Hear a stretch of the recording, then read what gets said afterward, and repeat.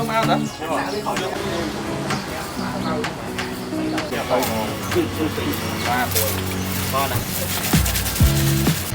Good morning ឥឡូវនេះយើងរៀបចំចេញដំណើរទៅកាន់ទឹកដីពោធិ៍សាត់ហើយជាមួយក្រុម Last Mitsubishi Triton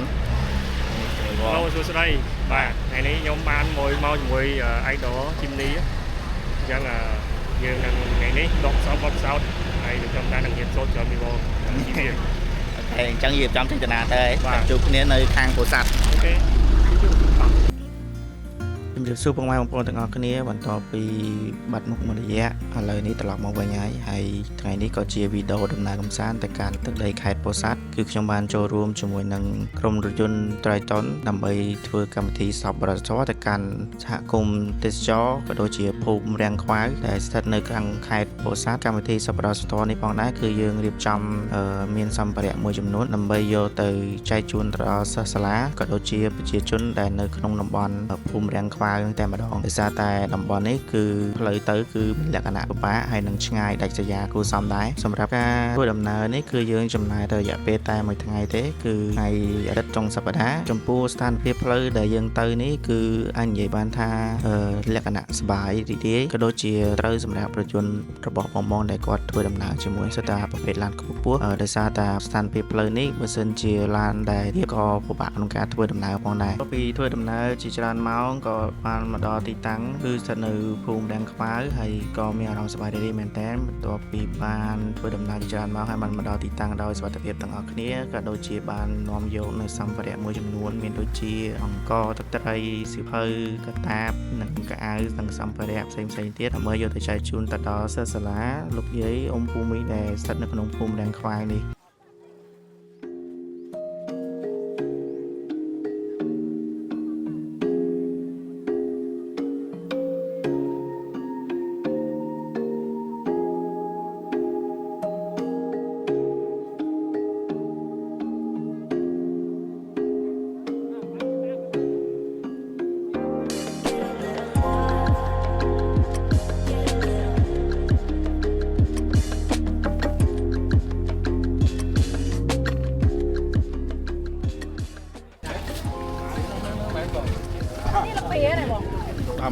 ដល់ម៉ោងបាយមេក៏ចាប់ដើមខ្មៅងងឹតបាយល្មមបាយហើយមកល្មមបាទអរគុណនេះហើយយើងអ៊ុតមើលបបសាសៀវ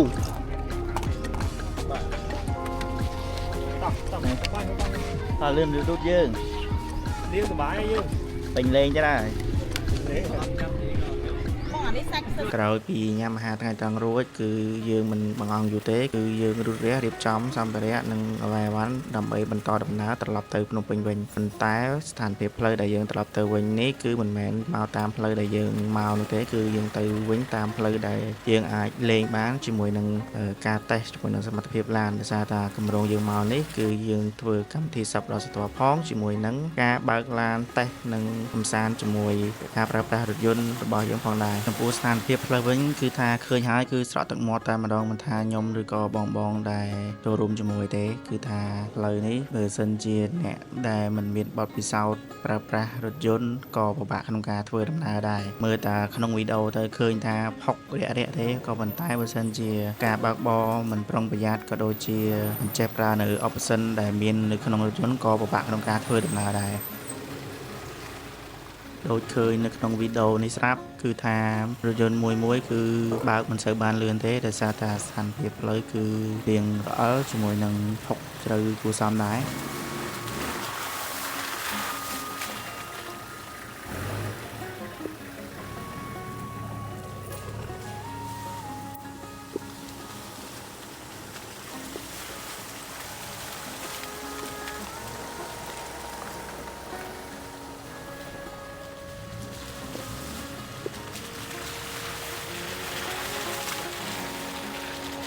hay mà đo lạiចំណុចនេះដែរគឺចំណោទរៀងខ្ពស់គួរសមដោយសារតាជាកន្លងគោយន្តអញ្ចឹងបើសិនជាយើងចុះមិនប្រយ័ត្នគឺធ្វើឲ្យកោសជាមួយនឹងតួឡានក៏ដូចជាបាតឡានរបស់យើងហើយបើសិនជាចុះទៅល្អិតធ្លាក់ចូលក្នុងកន្លងដូច្នេះការបើកបរក៏មានការពិបាកអាចនិយាយបានថាមិនពិបាកខ្លាំងហើយក៏មិនស្រួលប្រហែលដែរ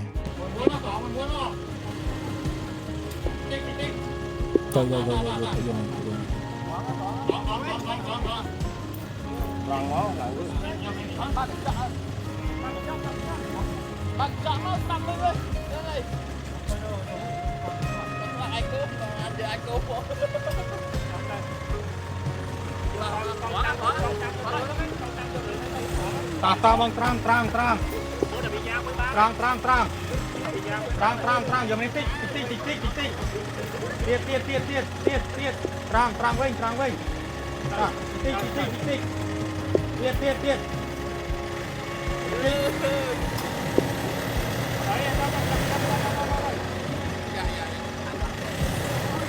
ล็อกเลยបងនេះតិចបានហើយតាត្រាំនេះទៀតទៀតបានត្រាំ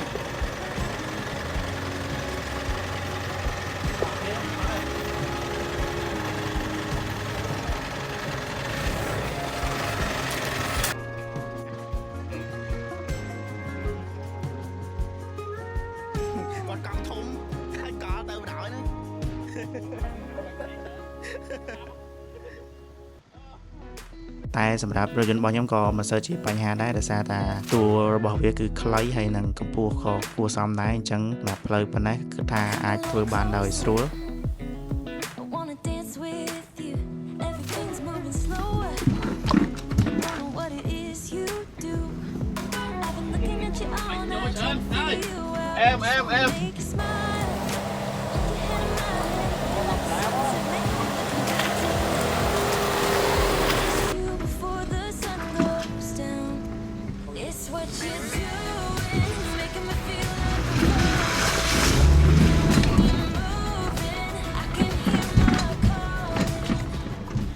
ហើយបន្ទាប់ពីយើងធ្វើដំណើរបានមកសន្ទុះកដកន្លែងមួយទៀតហើយគឺគួរសមដែរអាចនិយាយបានថាទឹកនេះគឺប្រវែងប្រហែលជា7 ម៉ែត្រជាងអញ្ចឹងយើងអត់ដឹងថាទឹកនេះវាដីហ្នឹងគឺវាទន់ឬក៏មិនទេក៏យើងចុះទៅមើលហើយក៏យើងបើកទៅគឺអត់មានបញ្ហាទេដូចនេះអញ្ជើញបងប្អូនទាំងអស់គ្នាទស្សនាវីដេអូក្នុងការធ្វើដំណើរជិះលេងកម្សាន្តនេះសង្ឃឹមថាបងប្អូនទាំងអស់គ្នានឹងទទួលបានវីដេអូថ្មីៗបន្ថែមពីខ្ញុំបាទតទៅពីដំណើរកម្សាន្តនេះខ្ញុំក៏មានដំណើរកម្សាន្តជាបន្តទៀតផងដែរ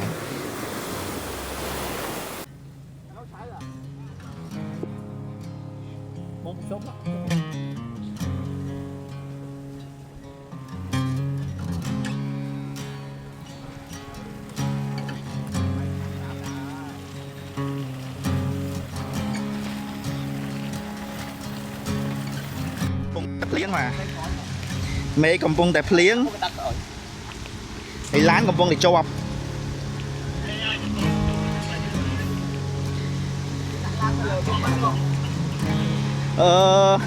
តើមកឯទៅក្រោយតើមកអាត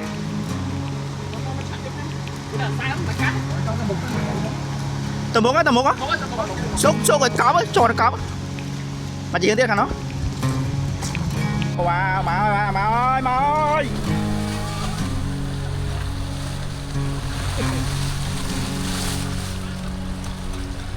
ទៅផុតមក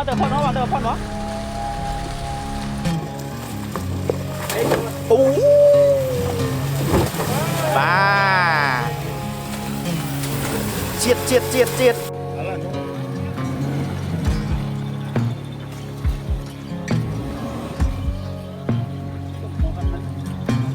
បងដើរមកក្រួយ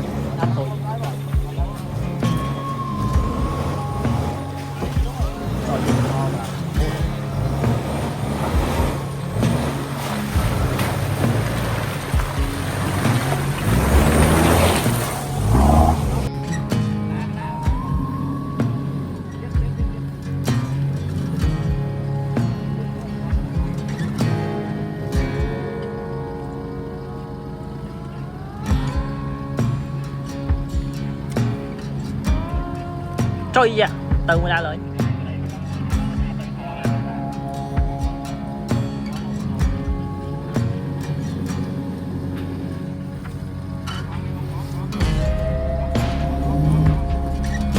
อดกอลទេអត់ប៉ះទេ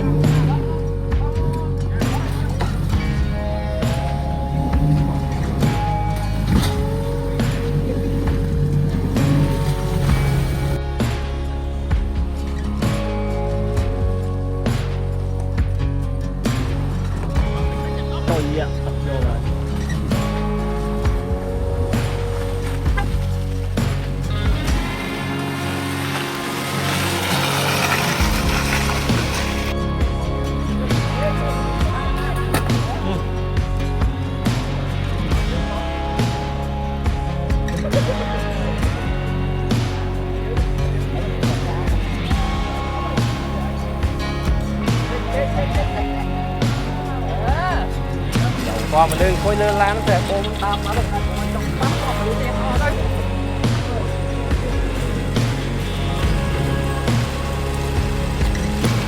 นี่ก็ลงล่างแล้วโบก็หลงเลยมากันนี้ไว้ก่อนช่วยđang chỗ mà tại trống không chỗ lỗ bơi côn vậy máuช่วยเอามาช่วยcua ở đây đang có cua tích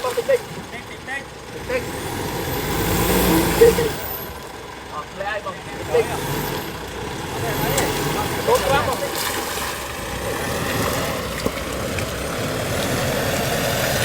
ช่วย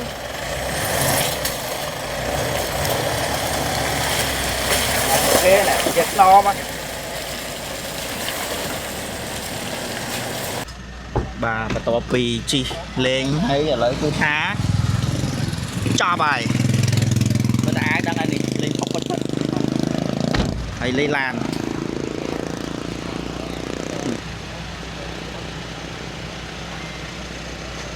ឡានដែលចូលរួមគឺមាន10គ្រឿងអញ្ចឹងគឺបិទវគ្គ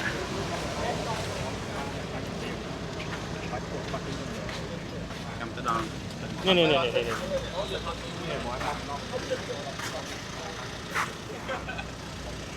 ឥឡូវម៉ោង4អញ្ចឹងដល់តែវិញម៉ោង5កន្លះ6